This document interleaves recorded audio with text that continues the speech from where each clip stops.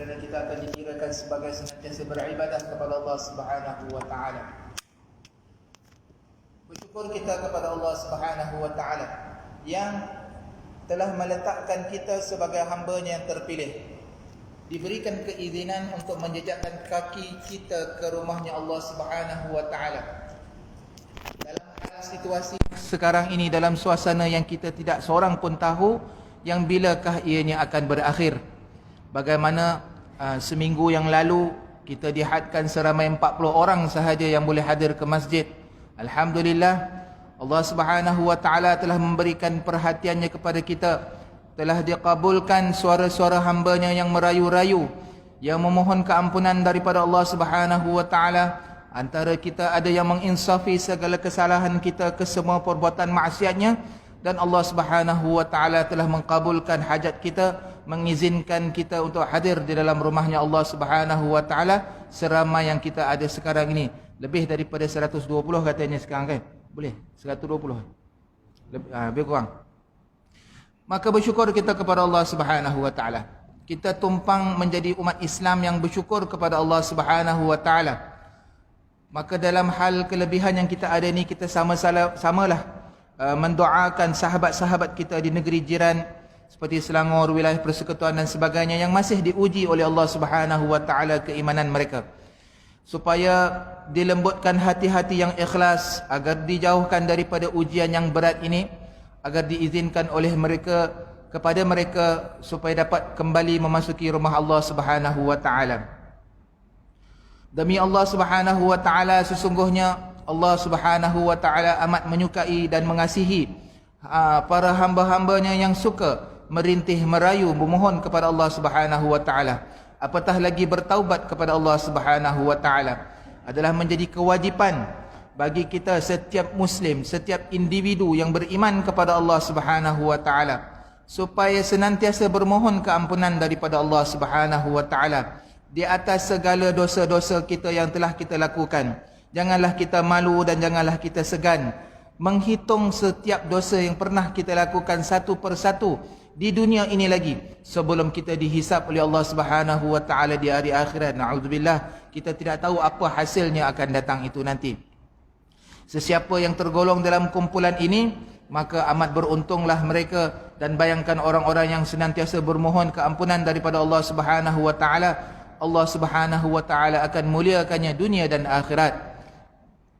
Bagaimana Allah Subhanahu wa taala telah mengatakan di dalam Al-Quranul Karim, innallaha yuhibbut tawwabin wa yuhibbul mutatahhirin. Sesungguhnya Allah Subhanahu wa taala menyukai orang-orang yang sering kali bertaubat kepadanya, menyucikan dirinya daripada segala kotoran zahir dan batin. Allah Subhanahu wa taala sendiri mengaku Dia mencintai hamba-hambanya yang senantiasa menyucikan dirinya, menyucikan daripada segala kesalahan dan kesilapan, dan juga kekotoran-kekotoran zahiriyah ataupun batiniah. Inilah, maka dengan kemuliaan bulan ini, rebutlah peluang ini untuk kita menjadi hamba Allah Subhanahu wa taala di antara yang disukai oleh Allah Subhanahu wa taala. Apatah lagi datang kepada kita bulan yang mulia ini, bulan Al-Haram yang telah diingatkan oleh para salaf, telah diingatkan oleh para sahabat baginda Nabi sallallahu alaihi wasallam, telah dinukilkan dalam berbagai bentuk, kita telah kita dengar dan telah kita bacakan, yang mana ganjarannya yang diamalkan di dalam bulan ini adalah amat tinggi nilainya di sisi Allah Subhanahu wa taala. Kata para sahabat Nabi sallallahu alaihi wasallam menukil daripada ijtihad mereka, mengatakan ganjarannya lebih daripada bulan-bulan yang selain daripada bulan haram. Subhanallah. Jadi memang terdapat sangat banyak kelebihan pada bulan ini, bulan Rajab, yang telah ditulis oleh para ulama, para alim ulama yang salafus salih, yang dekat dengan Allah Subhanahu wa taala. Antaranya apabila dalam satu hadis baginda Nabi sallallahu alaihi wasallam, apabila dia melihat anak bulan Rajab, maka dia akan melafazkan doa, Allahumma barik lana fi Rajabin wa Sya'ban wa ballighna Ramadan. Ya Allah, berkatilah pada kami akan bulan Rajab ini dan akan datangnya bulan Sya'ban, dan sampaikanlah kepada kami akan bulan Ramadan. Maksudnya, kenapa para ulama pernah bertanya kepada kita, kepada orang awam, kenapa baginda Nabi SAW gunakan perkataan berkatilah kepada kami? Ini kata ulama kerana ramai orang yang leka dalam kelebihan-kelebihan yang telah disediakan oleh Allah Subhanahu wa taala pada banyak-banyak bulan yang lain, akan tetapi secara spesifiknya pada bulan Rajab kerana ia adalah sebahagian daripada bulan haram, sehingga kan bulan ini berlalu begitu saja dan kita tidak mengarif ataupun tidak mengambil kesempatan yang ada.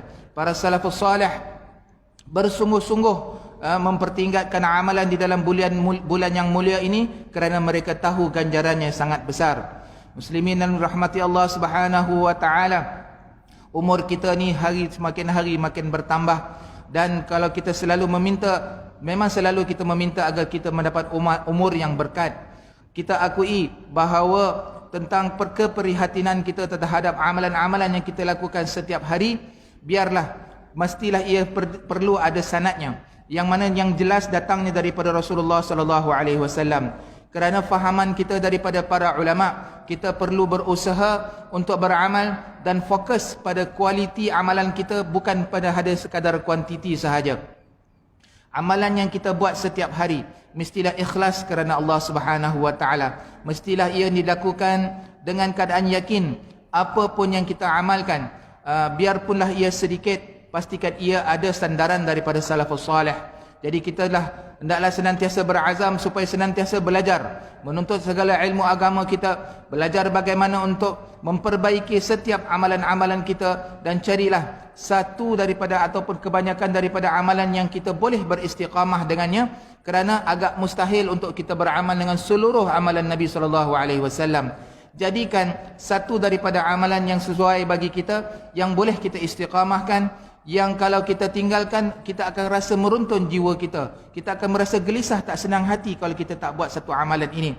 Ia pesanan daripada guru kami, Al-Habib Umar bin Hafidh, berlandaskan hadis baginda Nabi sallallahu alaihi wasallam. Pada bulan Rajab ini hendaklah kita memperbanyakkan beristighfar kepada Allah Subhanahu wa taala.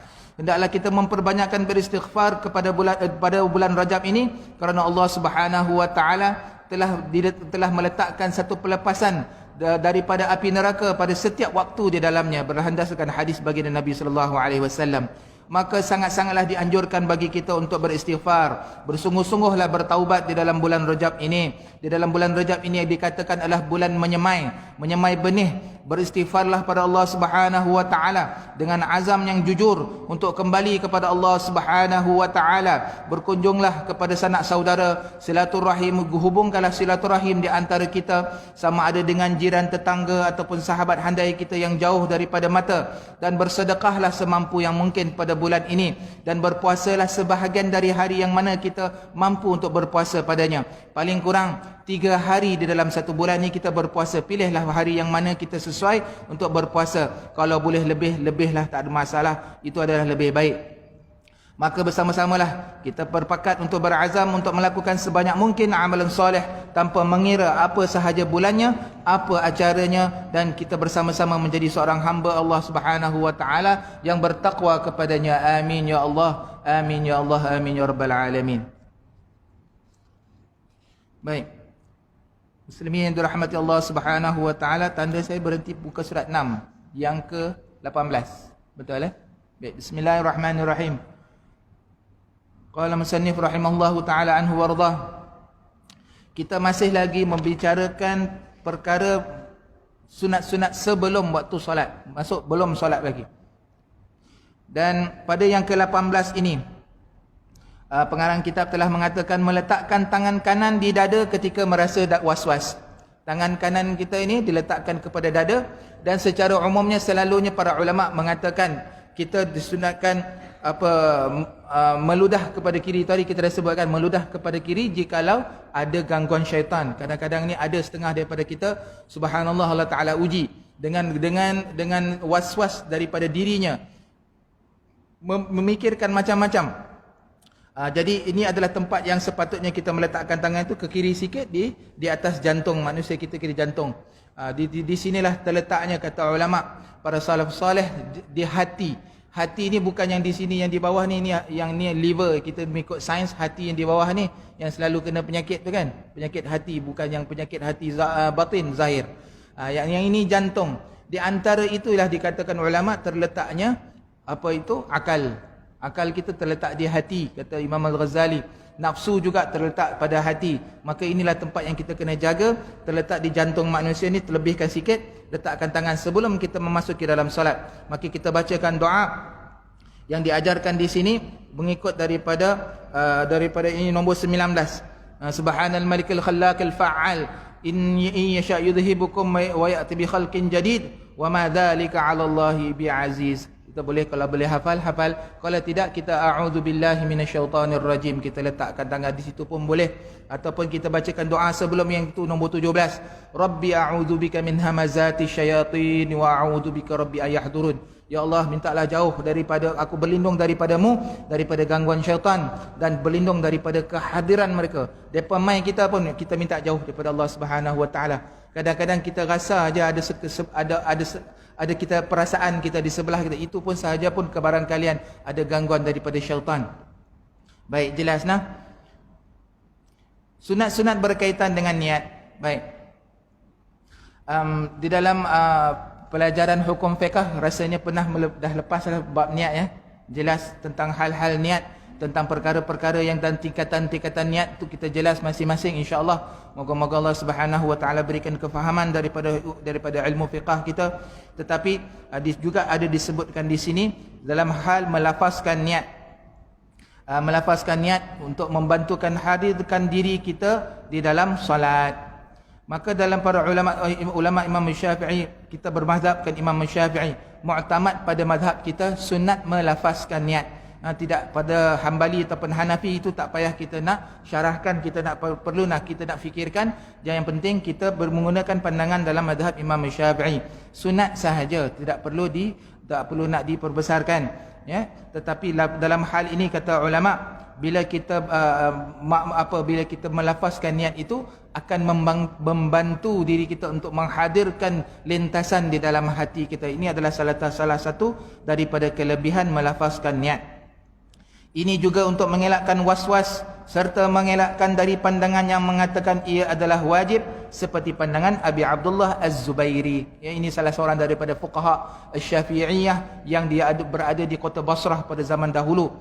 Dan bahkan dituliskan sini, bahkan melafazkan niat adalah pandangan jumhur madhab 4 seperti Syafi'i, Imam Syafi'i, mu'tamad pada Imam Hanafi dan Imam Hambali, tetapi hanya perlahan bagi madhab mereka. Mereka tak lafaz kuat macam kita lafaz sampai dengar telinga. Mereka lafaz mungkin telinga mereka pun tak dengar, dia sekadar melafazkan sahaja. Akan tetapi harus bagi Maliki, harus tu bermakna wajib, dan tetapi sunat bagi orang yang was-was. Di antara sesiapa sahaja, jikalau kita tiba-tiba ada rasa gangguan, kadang-kadang kita terfikir dan sebagainya, lintasan dalam otak kita, lintasan dalam hati kita, perkara-perkara yang tak sepatut kita fikirkan semasa kita nak menghadirkan diri kita kepada Allah Subhanahu Wa Taala, cepat-cepat kita lafazkan niat supaya kita set balik, kita buat alignment balik untuk kita sebenarnya dalam hadir untuk melakukan solat kepada Allah Subhanahu Wa Taala. Baik. Yang ke-21 menyebut bilangan rakaat. Yakni bila kita menyebutkan melafazkan niat itu, kita mengucapkannya dengan ta'addudul rakaat. Ya, usalli fardal maghribi salasa rakaat. Nah, ini kata menyebut bilangan rakaat itu pun sunat dalam lafaz tu. Lafaz tu akan jadi panjang ah. Dia akan jadi panjang. Nanti kita akan tengokkan satu persatu sampai ke 25 tak silap. Oh bukan, sampai 24. Jadi mula-mula sekali usal yang rukun adalah qasad, ta'arud, ta'yin. Usalli fardal maghrib, itu 3 sahaja yang wajib kita lintaskan, itu maklum. Kemudian disunatkan menyebut bilangan rakaat. Kemudian disunatkan niyatul istiqbal, menghadap kepada kiblat, sunat juga sebut. Usalli fardal maghribi thalatha raka'atin mustaqbilul qiblah. Kejap lagi tak sampai. Itu yang ke sini dikaut tu kejap lagi tu. Yang itu kan. Jadi dia terlampau asyik nak menyebutkan perkara yang sunat sampai kadang-kadang takut dia terlepas benda yang sepatutnya dia ikut. Tapi kalau dah biasa lafaz, insya-Allah boleh. Moga-moga kita berjaya melakukannya. Kemudian menyandarkan niat kepada Allah Subhanahu Wa Taala. Lillahi Taala, kan yang selalu kita hujung sekali kan, lillahi Taala. Dituliskan sini ta'liq. Walaupun semua ibadah kerana Allah Subhanahu Wa Taala, tetapi ia juga dituntut untuk melafazkannya kerana menunjukkan bahawa kita meyakinkan, merealisasikan maksud ikhlas beribadah kepada Allah Subhanahu Wa Taala, kita lafazkan. Kalau kita kata hari ini nak pergi ke kedai, nak pergi ke mana, tapi bila kita tak cakap, kadang-kadang dia tak jadi. Bila kita sebut, kita bagi tahu kawan kita, kita bagi tahu orang rumah kita bagi tahu anak kita, bila kita lafazkan tu, dia jadi dorongan untuk melakukan satu perkara. Maka dengan akhir sekali menyebut adaan ataupun qadaan, itu pun sunat. Ya, zikrul adaan awil qada. Habis usalli fardal maghribi 3 rakaatin mustaqbilal qiblah, adaan ataupun qadaan lillahi taala. 4 perkara tu sunat di belakang. Nah, jelas tidak ada kewajipan untuk menyebutnya. Jikalau ada rushing ataupun ada keuzuran, lebih baik kita berpegang kepada yang 3, iaitu usalli fardal maghribi. Selesai, masuk sembahyang. Sebab itu kita katakan sekejap aja sebenarnya. Nanti kita akan sampai dalam kadar melafazkan Allahu Akbar tu mana yang terbaik. Tidak lagi kita akan buka di situ ke lambat lagi? Lambat lagi. Dah dekat. Bismillah. Baik, muka surat sebelah. Sunat yang ke-25. Niyatul imam minal imamil ghairil jum'ah wal mu'adul manzurah jama'atul muqaddamiyah fi matar haitsu. Ini dalam hal mengatakan niat untuk menjadi imam. Ia adalah disunatkan pada kita yang melakukan solat fardu, solat yang lain, kita sunat berniat imam. Ini khusus untuk imam. Ataupun makmumnya masbuk, kemudian ada orang di belakangnya, sunat dia menyebutkan dia nak jadi imam. Akan tetapi disebutkan di sini melainkan solat Jumaat. Imam solat Jumaat bukan jadi sunat dah, wajib sebut. Itu imam mana lari lah. Jadi solat yang diulang, solat i'adah, yang kalau mana dia jadi imam. Solat yang dinazarkan untuk berjamaah, yang itu dia wajib pula, dia bukan sunat dah. Solat jamak takdim ketika hujan lebat, yang ini kita jarang buat, jarang kita jumpa. Dan keadaan solat ini adalah diwajibkan niat menjadi imam bagi imam sahaja. Bagi imam saja dia wajib dan tidak lagi jatuh kepada sunat yang tadi kita sebutkan, yang tadi panjang-panjang tadi itu. Disunatkan berniat menjadi imam untuk memperolehi fadilat jamaah. Barang siapa yang salat, kemudian ada orang di belakangnya nak ngikut dan dia tak sebut imam, dia sembahyang seorang, orang belakang yang dapat pahala. Itu semua kita maklum, alhamdulillah. Jadi kita sunat. Pasal apa? Nak dapat solat berjamaah juga, dapat 27 kali ganda itu. Rugi kalau kita tak niat jadi imam. Jika dia tidak niat menjadi imam, tetap sah solatnya, tidak ada apa kekhawatiran padanya, tetapi tidak mendapat fadilat jamaah. Sekiranya berniat menjadi imam di pertengahan solat, maka mendapat fadilat bermula daripada tempoh niat ini. Ini adalah yang mana telah dinukilkan di dalam kitab Al-Iqna'. Ya, ini adalah salah perkara yang telah jelas diperbahaskan oleh para ulama fiqah. Baik. Sunat yang ke-26. Qat'u hamzatul jalalah fi takbir wa an la yusalliha bima qablaha. Baik, kita dah masuk kepada hal takbiratul ihram.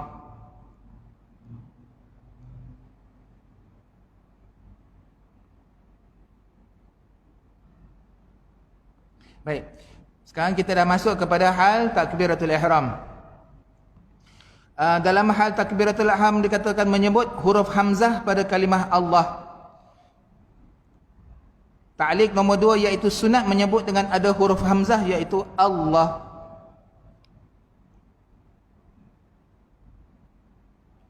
Qat'u hamzah. Dalam hal syarat-syarat sah takbiratul ihram yang seperti mana yang biasa kita baca dalam buku fiqh ada 10. Tetapi ulama ada yang membahaskan di dalam Kashfatus Saja' ataupun di dalam Nairul Raja' mengatakan ada 16 perkara di dalam syarat sah melepaskan kita mengesahkan takbiratul ihram. Yang ini dalam hal inilah kita akan membahas, kita akan sepintas lalu dalam hal-hal sunatnya menyebutkan kalimah hamzah yang mana jikalau kita tak sebutnya, jikalau kita tidak menyambungnya dengan kalimah sebelumnya. Kalau kita lafazkan niat salli fardal maghribi 3 rakaatin ma'mumanillah, itu disambungkan tu, ma'mumanillahu akbar pun sah. Sah sebab dia sambungkan daripada lafaz itu, dia masukkan kalimah nun ma'muman lillahi ta'ala tu, ma'muman Allahu akbar tu digabungkan pun boleh. Tetapi mengikut hukum majmu' mengatakan ia sunat dipisahkan kerana mukhalafatul ulama. kita selalu kita dah lafaz niat kita sambung, tak rasanya tak pernah ada yang kita terfikir nak buat macam tu, walaupun pada hal hukumnya ianya sah, tetapi selalu kita akan pisahkan. Sebab itu dikatakan sunat menyebut huruf hamzah pada kalimah Allah, Allahu Akbar, pada syarat-syaratnya mengesahkan takbiratul ihram dengan sebutan setiap kalimah Allah daripada hamzah, lam lafzul jalalah dengan sabdunya, huruf ha-nya, wa Allahu Akbar, hamzah pada akbar, dan juga pada ba itu juga tidak ada yang menambahkan tasydid. Ada hukum-hukumnya dalam hukum fiqh. Rasanya di masjid ni pernah disyarahkan tentang hal takbiratul ihram, dan juga kepada perkara-perkara yang menyebutkan dalam syarat takbiratul ihram. Ada 16, kalau dalam hukum fiqh ada 16. Panjang kalau kita nak buka satu persatu, yang kita nak sebutkan kalau mampulah dengan bahasa Arab, kalau tak mampu boleh bahasa Melayu. Ada kan? Pernah dibahaskan di sini? Pernah? Tak pernah ya? Tak ada pengajaran fiqh ada rasanya. Awal sekali kan, awal-awal. Selalunya kita pembukaan dalam pembacaan buku fiqh dia akan buka taharah dulu, bersuci, kemudian dah tengah-tengah tu baru jumpa solat. Daripada hukum rukun Islam, rukun iman, kemudian baru kepada dalam hal solat, yang mana kalau disebutkan hendaklah dibaca dengan lafzul jalalah Allah, tak boleh dipakai Ar-Rahman Akbar, tak boleh. Kan pernah baik, jelas. Sunat-sunat ketika mengangkat tangan, sunat yang ke-27. Baik, sunat mengangkatkan tangan ketika permulaan takbiratul ihram. Ini jelas dalam hukum fiqh, dalam kitab fiqh pun ada menyebutkannya. Mana bila kita mengangkat tangan itu sepadan dengan kita bermula sebutan Allah tu. Maksudnya tangan kita di sisi, kita sebut Allah, terus tangan tu angkat. Dengan perbuatan itu yang menandakan kita mengagungkan Allah Subhanahu wa taala. Mengiringi sebutan niat itu. Ya, kita mengiringi sebutan niat dengan menghadirkan diri, kerana ini akan menghadirkan diri kita untuk menambahkan kekhusyukan kita di dalam takbir itu. Bahawa benar kita mengangkat tangan itu mengagungkan Allah dan mengihramkan segala perkara yang membatalkan salat. Allah, betul-betul. Jadi daripada bawah kita sebut Allah. Tu dia kata rafa'al yadain ma'a ibtida'i takbiratul ihram. Mengangkat tangan dengan permulaan takbiratul ihram. Kebiasaan kita kadang-kadang standby awal dah. Allah, boleh, tak ada masalah. Tak ada masalah. Tetapi afdalnya daripada bawah. Yang ini yang telah disepakati oleh ramai dalam imam-imam mazhab Imam Syafi'i. Ada yang daripada bawah Allah dia tak angkat terus pun ada juga. Boleh juga. Jadi terserah. Mengangkat tangan ni sunat. Kita pernah dengarkan, bahaskan, pernah dikongsikan oleh para asatizah kita, ada 4 tempat yang disunatkan mengangkat tangan. Salah satu daripadanya adalah mengangkat takbiratul ihram. Baik. Sunat lain ketika bertakbiratul ihram antaranya sunat mematikan huruf ra pada lafaz akbar. Ya, Allahu Akbar. Sunat mematikan huruf ra. Maknanya kita fokuskan pada ra, jangan dilantunkan sangat. Allahu Akbar. Tidak boleh, tak salah, tetapi jangan dilantunkan. Sebenarnya kita pegang terus ra itu. Dan juga bertujuan untuk takbiratul ihram bukan lainnya. Ini ditulis dalam At-Tuhfah. Ya, ini antara sunat-sunatnya. Bertujuan bukan untuk benda lain. Dan tidak mengulang bergetar huruf ra pada kalimah akbar. Ini ada dituliskan di dalam kitab Bidayatul Minnah dan juga syarah. Ini kitab Bidayatul Minnah ni adalah syarah al-khamisatu fil hukam fi sunanis salah. Yang ini ada syarah daripada kitab 500 sunat-sunat solat ni, ada syarah dia, nama dia Bidayatul Minnah. Maka ada disebutkan lebih panjang lebar lagi tentang hal-hal sunat lagi. Baik. Ini adalah salah satu perkara yang jelas. Imam Sayyidina Ali bin Abi Talib menjelaskan dalam satu riwayat, mengatakan Rasulullah SAW bersabda, kunci salat adalah bersuci dan permulaannya adalah takbir dan penyudahnya adalah salam. Maka disebutkan dengan jelas takbir ini adalah satu perkara yang yang perlu kita ambil perhatian padanya. Baik. Terus sunnah yang ke-28 tidak mengangkat dengan mendepa kedua tangan ke hadapan badan ketika mengangkat takbir. Yang itu kita kata kaut tadi tu. Ni bawa jala, kadang-kadang ada orang kata tak apa dibuat ke depan tu kan, tu saya bawa. Tak sunat, tidak sunat, tak dapat pahala. Tak dapat, rugi. Dia sunat dia, kejap lagi kita akan sebut kat mana area yang sunat. Bila dia mendepakan kanan itu, maka dia dah mukhalifatus sunnah. Perbuatan, ada yang ulama mengatakan perbuatan yang sia-sia, tak ada apalah, kosong. Tak ada apa, tak dapat pahala. Maka disunatkan tidak mengangkat Disunatkan tidak mengangkat. Mana tidak membuatnya itu sunat. Itu dah dapat satu poin dah. Yang buat begini tu sunat lain. Mana dapat 2 poin. Pahala berbeza. Pahala pada tempat yang berbeza. Meninggalkannya itu pun sunat dan mengangkat pada tempat padanya itu pun sunat. Baik.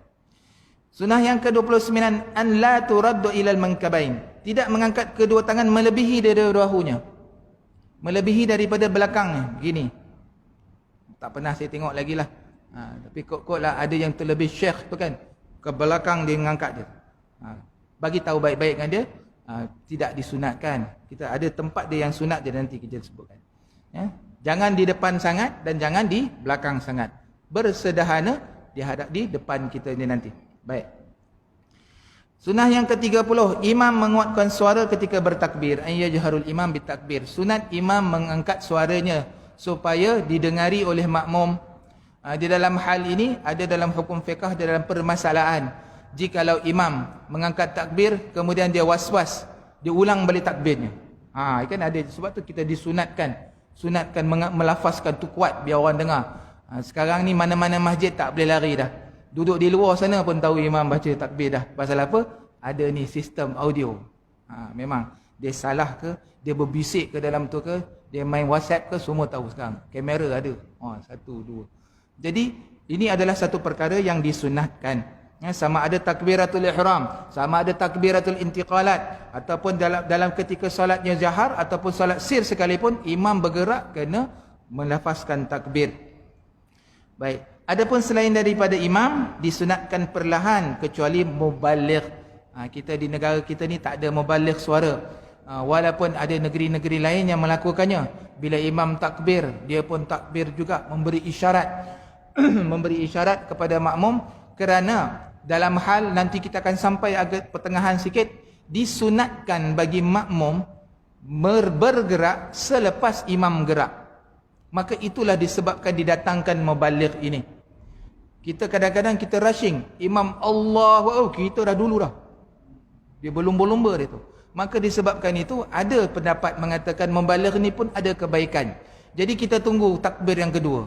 Allahu Akbar, imam pun slow. Lepas tu yang nombor 2 tu dia tarik lain sikit bunyi dia. Allahu Akbar. Kawan pun berlumba-lumba pun ikut.